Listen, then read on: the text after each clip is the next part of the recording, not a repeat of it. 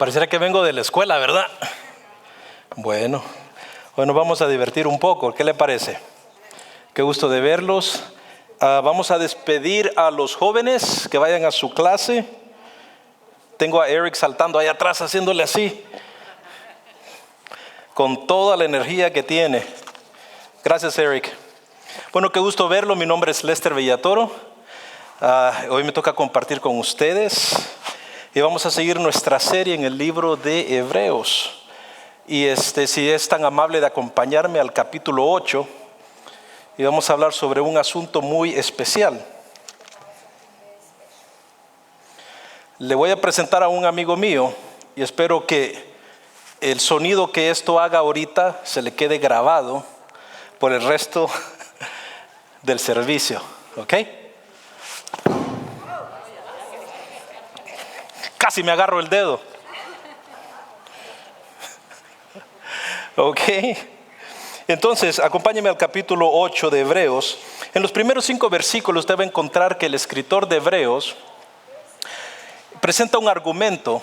Y el argumento es la incoherencia de que los creyentes judíos a cuales se les escribió esta carta dejaran a Cristo para volver a la antigua forma de lidiar con el pecado. ¿Ok? Lo que Cristo está haciendo por la iglesia ahora, como nuestro sumo sacerdote, es mucho mejor, mucho más superior que cualquier sistema de rituales y de sacrificios que se hacían antes para lidiar con el problema del pecado. Aunque estas cosas no eran malas, pero eran simplemente una sombra, eran figuras de las cosas que Jesús ahora está haciendo por nosotros y que hizo hace 2000 años en esa cruz. Mire lo que dice el versículo 6 y 7 allá en el capítulo 8, hablando de Jesús. Y dice, pero ahora Él ha obtenido un ministerio tanto mayor. Y por cuanto es también el mediador de un mejor pacto. Establecido, escuche esto, sobre mejores promesas. Está definiendo la superioridad del pacto, del nuevo pacto que ahora nosotros recibimos a través de Cristo Jesús. Y como Él es un mediador superior y que está basado este nuevo pacto en mejores promesas. Mire lo que dice verso 7. Pues si aquel primer pacto hubiera sido sin defecto, no se hubiera buscado lugar para el segundo. Y continuamos leyendo el versículo 8 al 12. El escritor de Hebreos cita Jeremías 31. Si no me equivoco, el verso 31 al 34. Donde declara que viene un día en que Dios va a hacer un nuevo pacto con su pueblo Israel.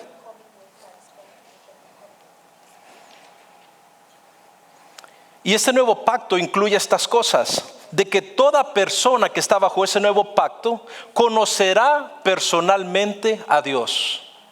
Que toda persona bajo este nuevo pacto se le dará un corazón nuevo que tiene la ley de Dios escrita en él. Ezequiel da un poco más de contexto. Cuando dice, y Dios quitará nuestro corazón de piedra y nos dará un corazón nuevo. Dice que escribirá sus leyes en nuestras mentes y también depositará su Espíritu Santo dentro de nosotros para poder caminar confiadamente en el Señor y poder caminar en obediencia al Señor. Este nuevo pacto dice que también será efectivo por la eternidad, no como el pacto anterior. Y dice que será por medio de un hombre se establecerá este pacto.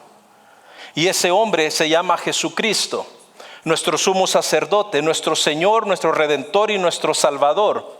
Nuestro sumo sacerdote, Él es el Hijo de Dios. Hoy me gustaría que enfatizáramos, esto solo está dándole un poco de contexto, pero nos vamos a enfocar en el capítulo 9 de Hebreos. Me gustaría que enfatizáramos que Jesús se encargó del pecado y de la culpa y la vergüenza que lo acompaña. Y esto de una vez y por todas. El pecado es un problema, pero también lo es la culpa y la vergüenza que produce el pecado. Permítame hacer un punto, ¿ok? A este yo le voy a llamar pecado, el peso del pecado y la culpa. Este backpack o esta mochila, bueno, para comercial, me dijeron que pesaba 30 libras, pero le aseguro que no pesa 30 libras. Me ha costado levantarlo. Sí, entonces, ¿verdad? Esta mochila, si usted la carga por un momento, ahorita me siento bien tranquilo, sereno, aquí donde me vibra bien frondoso, atlético. Dije yo, ¿para qué voy a tener 6 pedacitos aquí, pudiendo tener todo el pedazo? Entonces yo lo agarré todo de este lado. ¿Para qué pedacito, verdad? Con todo, sin miedo al éxito. Sí. Entonces, pero le aseguro que si yo me decidiera cargar esta mochila todo el resto del servicio, muy probable que mis pies se me empiecen a hinchar, muy probable que me duelan mis piernas, muy probable que mi hombro me empiece a doler y empiece a cambiármelo de lado. Es muy probable que me empiece a doler la columna. Y de igual manera, como usted me ve con este peso, yo estoy seguro que hay muchas personas que cargan el peso de la culpa. La culpa por sus pecados. Hay 2 tipos de culpa que causan una vergüenza que la gente hace de pesado. Y es la culpa, hay una culpa que se llama la culpa manifiesta, que es esa culpa que usted está consciente que usted cometió un error, usted pecó, y usted dice, ok, soy pecador, yo cometí esa falta. Y tiene 2 opciones, quedarse con ella o arrepentirse. Y luego está la otra, que es la culpa que es encubierta. Esa culpa es ese sentimiento de vergüenza y de culpabilidad que la gente carga dentro de ellos. Es ese peso y esa carga que a veces ni se sabe por qué es que se tiene, pero no se puede deshacer de él. Y esto nos impacta de una manera mucho más profunda de lo que usted piensa. ¿Usted sabe qué significa la palabra vergüenza? Según la Real Academia Española, esta es la definición que da. Dice, turbación del ánimo ocasionada por la conciencia de alguna falta cometida o por alguna acción deshonrosa y humillante. Hay una revista muy popular que se llama Forbes. Hicieron un estudio sobre los efectos de la culpabilidad y la vergüenza, o mejor dicho, la vergüenza que causa la culpabilidad, y tocaron 6 puntos. Dice que una persona que camina con vergüenza y culpabilidad refleja estas cosas. Sus relaciones cercanas no duran, porque su herida es tan profunda, o sus heridas son tan profundas, y su insatisfacción personal es tan profunda, que tiene miedo que la gente se le acerque porque piensa que lo van a herir. También dice que estas personas caminan crónicamente cansadas, agotadas y muy distraídos. También dice que estas personas por lo regular se burlan a las expensas de los demás para hacerse sentir un poco mejor. Y lo hacen destrozando a las otras personas. También dice que a cualquier comentario o cualquier crítica o cualquier observación responden de una manera muy dramática. También son personas paranoicas acerca de lo que los demás piensan acerca de ellos. Y estas personas por lo regular sabotean sus propios esfuerzos porque creen que no merecen tener éxito.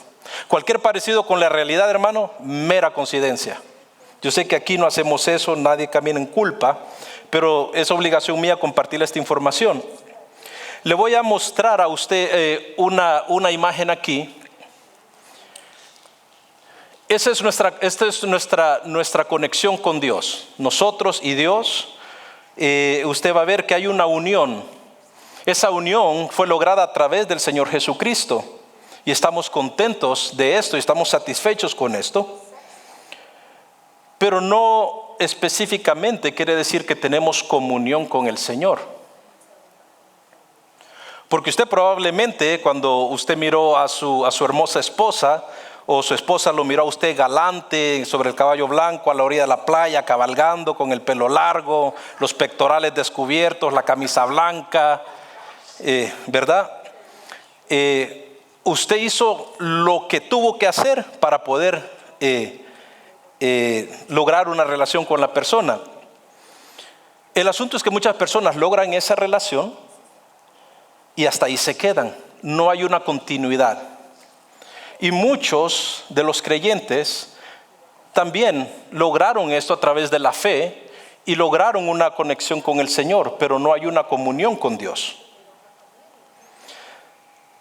La vergüenza, la culpabilidad y la vergüenza causa una disrupción.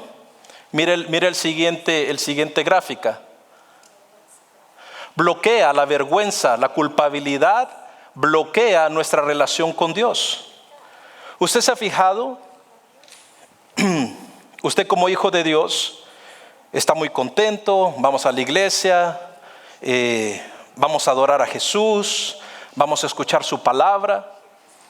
Pero durante el transcurso de esa semana sucedió algo y usted cayó, usted pecó, usted hizo algo indebido. Lo primero que eso va a ocasionar en usted es una disrupción entre esa conexión, entre esa comunión que usted tiene con Dios, y va a bloquear su relación, o mejor dicho, la va a separar.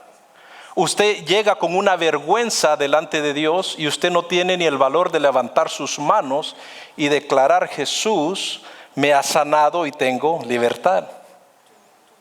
Usted no tiene el valor de decir: el Señor murió por mí y soy hecho nuevo. Pero le tengo buenas noticias. Si usted se arrepiente de eso, mire la siguiente gráfica. Jesús es ese puente que restaura nuestra relación con Dios. Eso es lo que Jesús hace.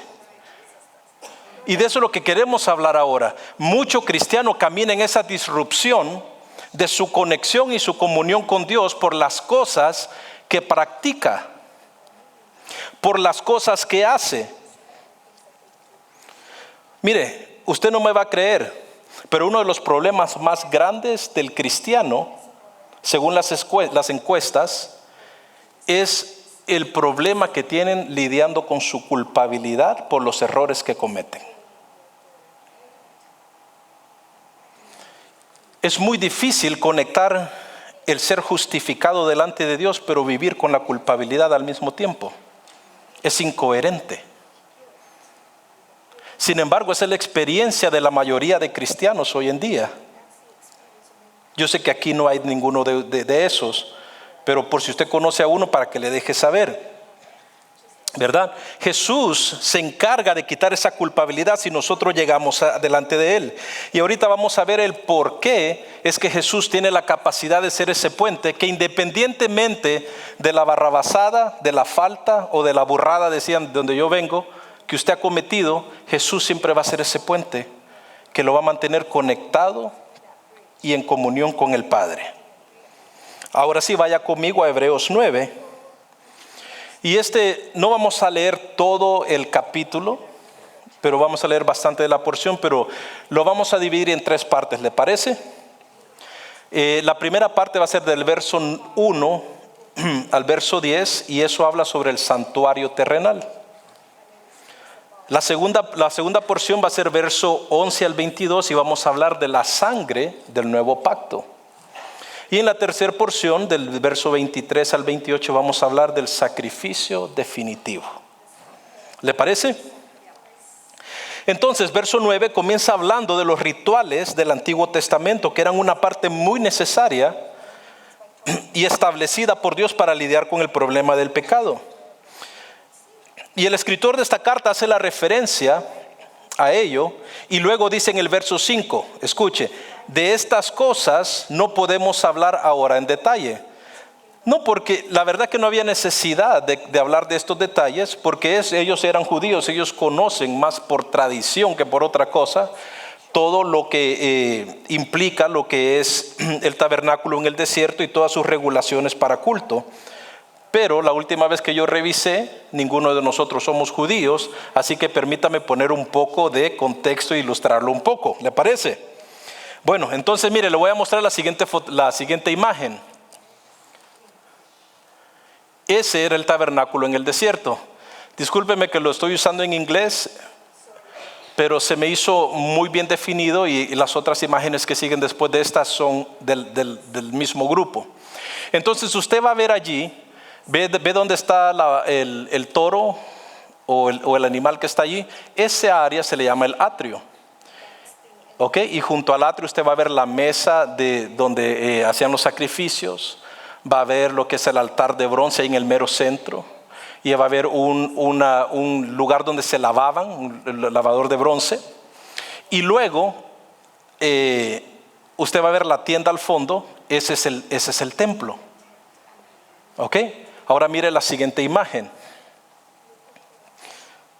Esas paredes eran lo suficientemente altas y no permitían que nadie pudiera ver qué es lo que estaba dentro. Y esto era muy intencional. A ese lugar no podía entrar nadie, solo los sacerdotes. Y usted va a ver allí muchos detalles. La primera, esa está dividido en dos partes. La primera parte, aquí aquí enfrente a mano derecha, ese se llama el lugar santo. Y ahí usted encontraba la mesa donde se ponían los panes. Usted mira la menora, que es la lámpara. Y ahí los sacerdotes aseguraban de que siempre hubiera el pan sobre la mesa, que siempre hubiera aceite para la lámpara. Y usted puede ver que ahí también está el altar del incienso. Y eso se llama el lugar santo. Pero luego usted va a ver una cortina divisoria, eso se llama el velo. Ese velo es un velo muy grueso y tiene un nombre bien específico. Déjeme ver si lo puedo pronunciar. Se llamaba parochet. Y que significa un lugar oscuro, algo que se le quitó la luz. En inglés creo que es a shut off. Yo lo traduje apagado. Esa cortina era gruesa. Se calcula que tenía aproximadamente 4 pulgadas de grueso, de grosor, y estaba tejido con 72 cuerdas y cada cuerda tenía 24 hebras. La cortina tenía capas de materiales traslapados, de modo que ese lugar santísimo, nadie podía ver lo que estaba allá adentro, y ese lugar era oscuro. Cualquiera hubiera pensado que era un lugar lleno de iluminación, pero no, ese era un lugar completamente oscuro, y ahí donde habitaba la presencia de Dios, en una oscuridad absoluta e inaccesible. Y allá adentro usted va a ver un elemento que se llama el arca. Muy importante, y sobre eso vamos a hablar un poco hoy. Yo la primera vez que miré una imagen visible del arca, lucía más o menos así como esta imagen siguiente, que esa la miré yo en una película, a ver si reconoce la película. ¿Sí? Indiana Jones. ¿Ok? Esa fue la primera vez que yo pude ver visualmente una imagen de cómo lucía el arca del pacto. Y no está muy lejos de la verdadera. O la copia descrita en la escritura. Mire la siguiente imagen. Esta está más basada en cómo lo describe la palabra del Señor. Ahora, ese lugar donde está esa arca, si puedes regresar, brother, al siguiente, donde está el lugar santísimo. Allí estaba esa arca. Y a ese lugar solo se podía entrar una vez al año y solo podía entrar un hombre designado, y ese era el sumo sacerdote. Vuelve otra vez a la última imagen del arca. Esos 2 querubines que usted ve allí, la parte del centro, eso se le llama en inglés, me gusta cómo lo pronuncian en inglés, discúlpeme que me he agabachado bastante, pero a veces siento que definen mejor las cosas. Ese se llama the mercy seat, o el trono o la silla de la gracia o de la misericordia. Allí es donde se ponía la sangre de los sacrificados una vez al año. Ahora, el sacerdote, solo el sumo sacerdote podía entrar allí. El problema es que el sumo sacerdote era un ser humano normal que también pecaba y tenía que entrar en un proceso muy meticuloso de preparación. Aún él tenía que presentar ofrendas para sus propios pecados y asegurarse que estaba santificado como Dios lo había demandado para él poder entrar a ese lugar. Las tradiciones judías cuentan de que a esta persona se le ponía en el borde de sus vestidos, al fondo, unas campanitas. Y el sacerdote tenía que estar en movimiento todo el tiempo. Y luego también se le ataba a su pie una soga, un lazo. Porque si esta persona entraba con pecado, con inmundicia, caía fulminado, muerto por la presencia del Señor. Hay 3 o 4 testimonios de hombres que murieron en la presencia del Señor. Entonces, cuando la persona entraba allí y no estaba purificada, caía fulminada, muerta por la presencia del Señor, y como nadie lo podía sacar, tenían que hacerlo jalado de lazo, porque nadie podía entrar allí. Ahora imagínense que a pesar de todos estos rituales, estas ceremonias, estas purificaciones, no era suficiente. Y aquí es donde vamos a empezar a conectar este asunto. Necesitaba ponerle un poco de contexto para que entienda la grandeza de lo que Jesús ha hecho. Había un problema. Vaya conmigo a capítulo 9, verso 9 al 10. Este era el problema. Dice, lo cual es un símbolo para el tiempo presente, según el cual se presentan ofrendas y sacrificios que no pueden hacer perfecto en su conciencia. Esa es la palabra que quiero que le ponga atención. En su conciencia al que practica ese culto, puesto que tiene que ver solo con comidas y bebidas y diversas abluciones y ordenanzas para el cuerpo, impuestas hasta el tiempo de reformar las cosas. El tiempo de reformar las cosas hasta que viniera y se estableciera el nuevo pacto. A pesar de todo esta preparación cuidadosa y todos los sacrificios, todos los arreglos del templo, todavía no se podía hacer lo que nosotros necesitábamos desesperadamente. Y era que no podían perfeccionar nuestra conciencia. No se nos podía quitar la culpa y no se nos podía cambiar el corazón. Ahora entiende por qué Jeremías dijo lo que dijo y por qué Hebreos vuelve a mencionarlo. Porque a menos que haya una transformación en el ser humano, nosotros no podemos quitarnos este peso.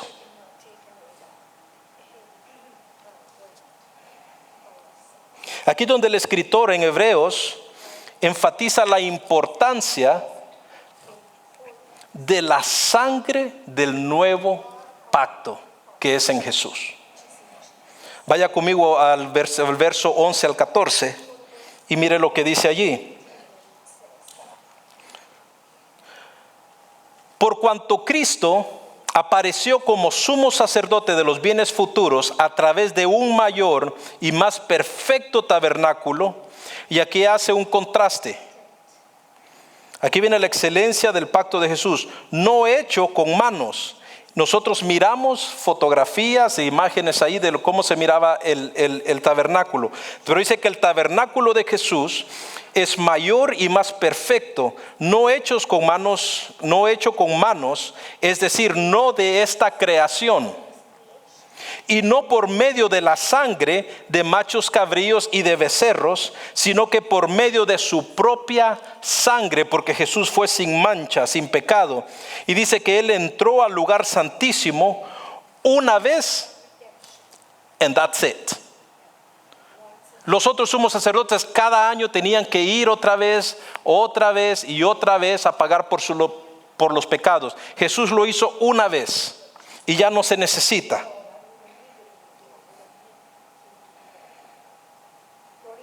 ¿Ok? Y dice, una vez y para siempre, habiendo obtenido redención eterna. Su redención, hermano, es eterna. El pago por su falta, por su pecado, es eterna. El pago por su vergüenza es eterna.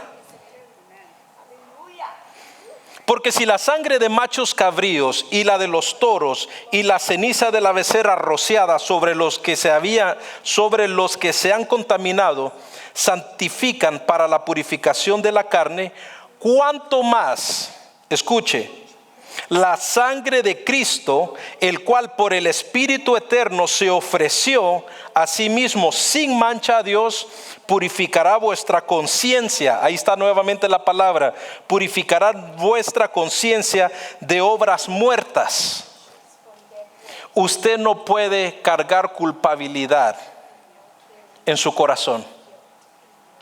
Usted no puede cargar el peso del pecado, ya Jesús lo quitó. Usted no puede seguir haciendo esto día tras día. La sangre de Jesús lo hizo eternamente. Dice, Él purificará vuestras conciencias de obras muertas. El pecado, eso es lo que es obra muerta. Y dice, ¿para qué nos ha justificado? Dice, para servir al Dios vivo. Nosotros no podemos seguir cargando con esto más. ¿Sabe? Yo me voy a atrever a decir esto. Cuando nosotros caminamos con cargas y con culpas de cosas que hemos hecho, no estoy diciendo que no hay que arrepentirse. No estoy diciendo que estamos viendo la gracia y ya estuvo. No, estoy hablando de no vivir con culpa cubierta. Porque ahora el Señor ha transformado nuestras conciencias, el Señor ha transformado nuestras mentes, el Señor ha transformado nuestros corazones y ha escrito su ley en nosotros y ha depositado su Espíritu Santo en nosotros. De lo que estoy hablando es de la confianza que tenemos, que a pesar que nosotros pequemos, que caigamos, que hagamos un error, podamos acercarnos confiadamente delante del trono de la gracia y siempre encontrar perdón para nuestras faltas. Mi punto es que usted no tiene que cargar con la culpabilidad y con la vergüenza de sus errores.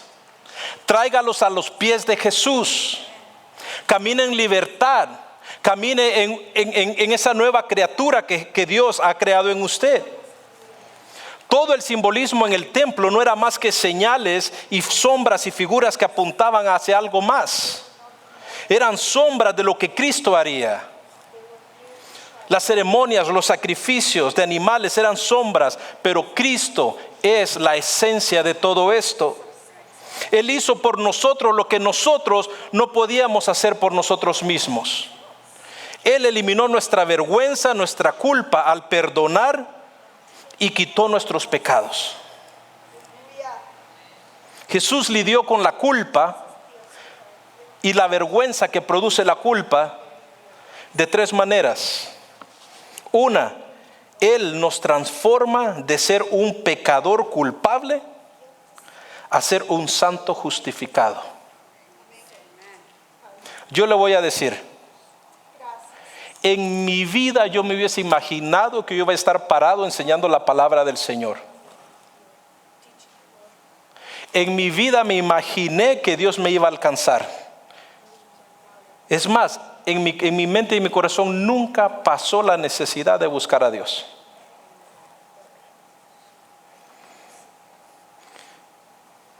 Él nos transforma de ser pecadores culpables a santos justos. Usted dirá, ¿santo yo? Si usted se da el título de cristiano y de hijo de Dios, no debería de sentirse raro o incómodo o de alguna manera como algo que no va con usted, el que le llamen justo y santo. Porque si eso usted no lo agarra, quiere decir que Jesús no lo ha purificado. Jesús no lo ha santificado. Usted no ha sido justificado delante de Dios entonces. ¿Usted sabría que la mayoría de cristianos no se consideran santos y puros, ni justos? Si usted le pregunta a cualquier persona cristiana en la iglesia, ¿cómo te va? ¿Cómo va todo? Pues bueno, hermano, ahí vamos. Ahí, usted ya sabe, el enemigo, hermano.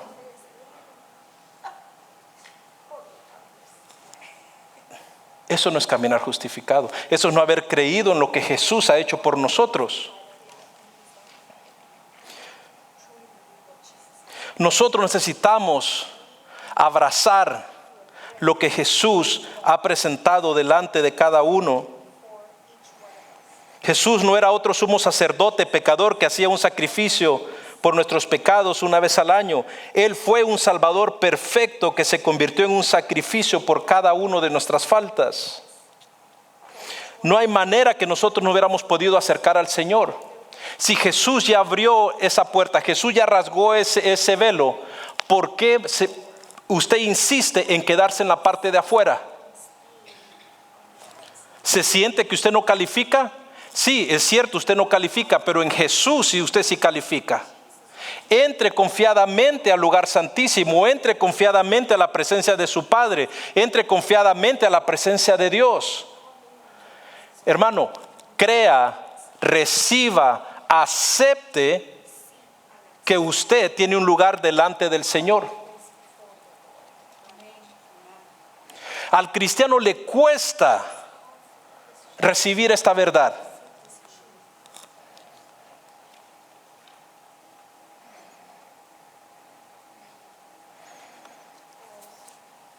El Señor ha quitado nuestro pecado. Dice que Él ha quitado ese pecado para siempre. Dice que así como está el occidente de alejado del oriente, así lo llevó de lejos. Dice que están enterrados en la profundidad del mar. Nuestro pecado, hermano, no fue aliviado temporalmente, sino eternamente. Verso 14 dice: cuanto más la sangre de Cristo, que por el Espíritu eterno se ofreció a sí mismo sin mancha a Dios, purificará nuestra conciencia de obras muertas para poder servir al Señor. Esto tiene que provocar en nosotros una transformación. Mire el segundo punto. Él transforma nuestras obras muertas en un servicio a Dios que hacemos con amor. Esa motivación para servir a Dios es transformada. Es una motivación en base al agradecimiento a este regalo extraordinario que Dios nos ha dado.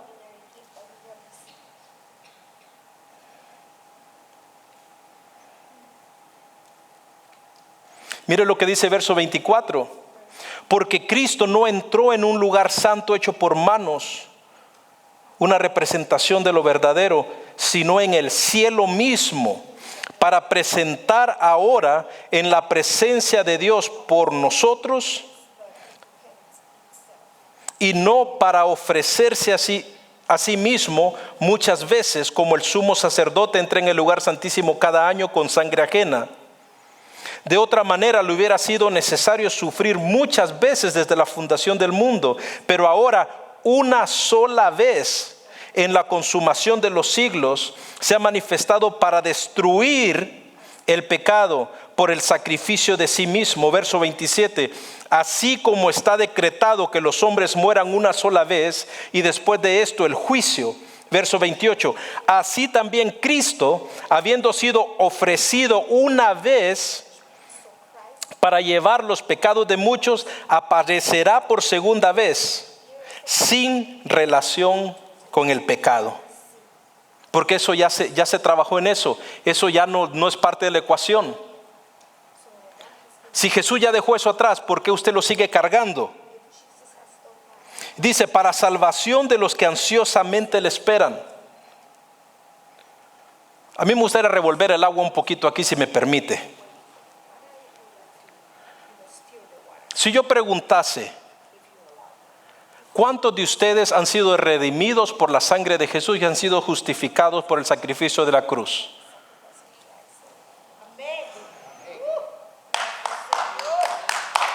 Si usted no la levantó, este mensaje es para usted. Hay algo que no está conectando. Y verá qué bonito, dice, oh sí, yo he sido justificado. Si usted se muere en este instante, ¿qué pasa con usted? Esa es otra respuesta. El que tiene la confianza de lo que Jesús ha hecho, no tiene ninguna duda. No la piensa dos veces. No se queda diciendo, oh, no sé, la verdad es que, bueno, la semana pasada la regué bien gacho. No, hombre, hace 2 semanas, no, hombre, si supiera el pastor. No se puede vivir así. No se puede, eso no es vivir en libertad. Eso no es ser nueva criatura. Cuando a usted le pregunten, hermano, si usted se muere ahorita, bueno, no que se muera nadie aquí, ¿verdad? No, hasta ahorita. Y usted sienta la seguridad, la paz, la tranquilidad y aquel deseo de decir, Jesús, estoy listo, ven por mí. Y esto no es basado en su fe, hermano. Esto es basado en el sacrificio que Él hizo. Usted sabe que la gente basa esto en su nivel de fe. No, es en el sacrificio del Señor Jesucristo. Mucho cristiano vive en el temor de que el Señor venga por su iglesia. Yo recuerdo, mi papá, él se movió a Estados Unidos cuando estábamos bastante niños, y él hacía el esfuerzo de ir a visitarnos anualmente a final de año. Y yo recuerdo la alegría que sentíamos cuando ya se acercaban esos meses finales del año. Una, pues lo queríamos ver, ¿no? Y la segunda, porque nos traía cosas. Estábamos bien contentos. Y lo esperábamos y anhelábamos. Pero en esos días cercanos, cometíamos una ofensa. Y nosotros nos crió nuestra tía y decía, espérate que venga tu papá y ya vas a ver la que te va a tocar.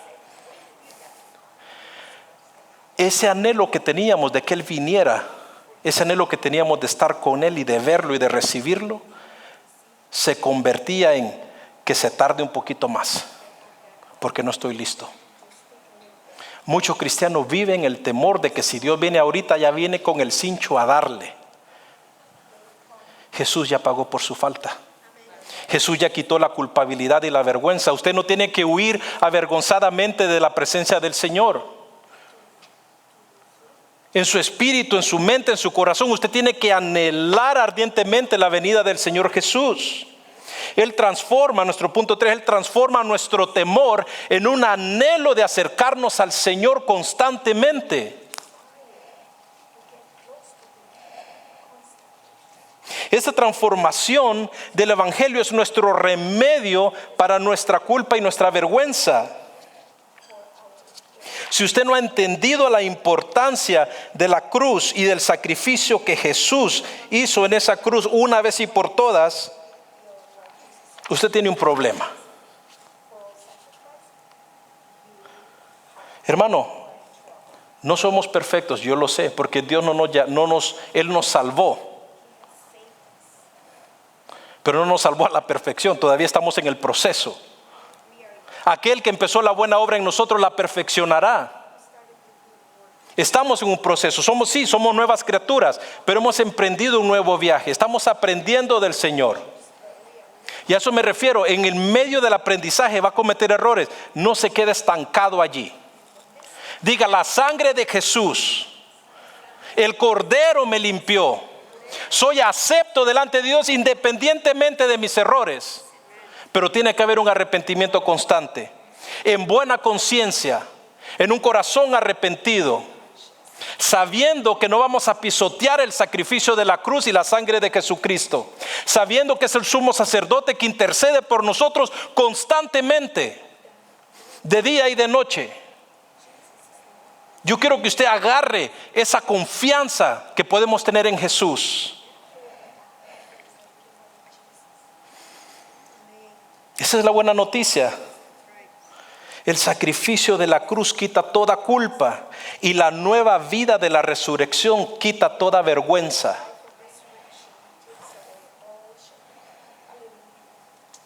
Si Dios dice que usted ha sido justificado, si Dios dice que usted ha sido perdonado, acéptelo.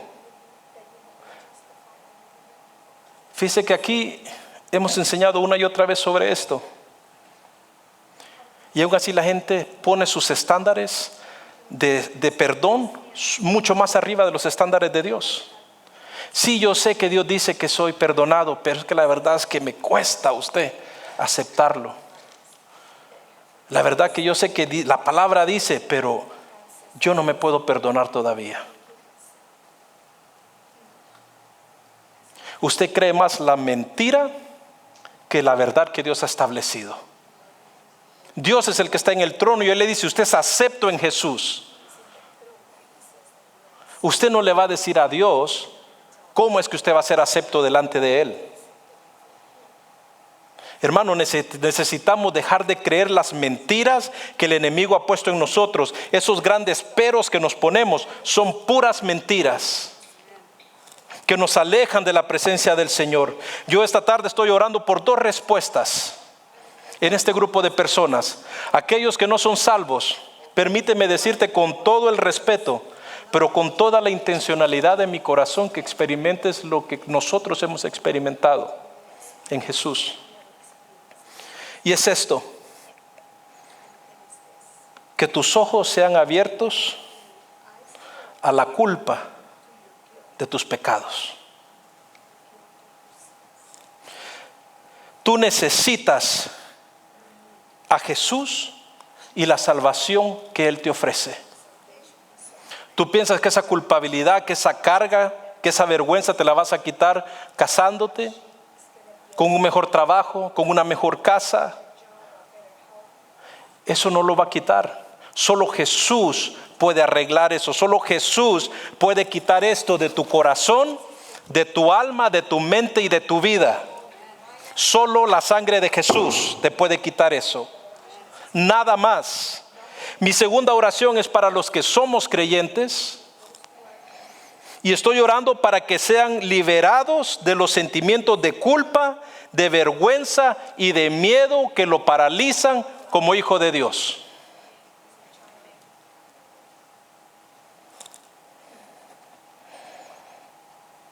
Necesitamos quitarnos eso. Deje de cargar eso. Camina en la libertad de Cristo Jesús. Escuchemos intencionalmente la voz de Dios, iglesia, a través de su palabra. Busquemos a Jesús. Recuerde, Él no ha terminado con usted. Descanse en la posición que usted ahora tiene con Dios. Cuando el Espíritu Santo le dé esa convicción de pecado, no se enoje.